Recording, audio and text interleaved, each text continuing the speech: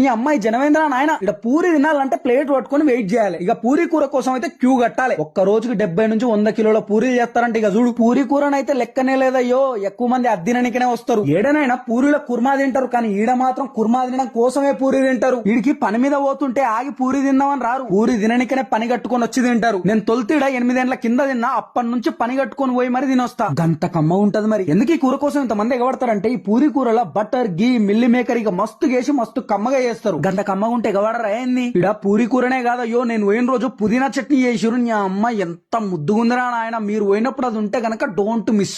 పూరీలు ఏడనైనా దొరుకుతాయి, కానీ పూరి కూరని గింత ముద్దుగా గిన్ని సంవత్సరాల నుంచి యాజ్ ఇట్ ఈజ్ చేసుడు ఎవ్వంతరం కాదు. సిర్ఫ్ గీల్ మాత్రమే చేస్తారు. ఈ పూరి హోటల్ ఏడుందంటే మియాపూర్ పోలీస్ స్టేషన్ దగ్గర విజేత సూపర్ మార్కెట్ పక్కలుంటది. మదీనా కూడా పోతుంటే జస్ట్ ఆల్విన్ సిగ్నల్ దాటంగానే ఉంటది. ఫుల్ వీడియో చూడు. పూరి కమ్మదానికి మీ నోట్లో ఊరిళ్ళు ఊరుతాయి. అట్లా ఊరకపోతే మీ పేరు మార్చుకోరు. చలో ఫిర్ మిలేంగే, బాయ్.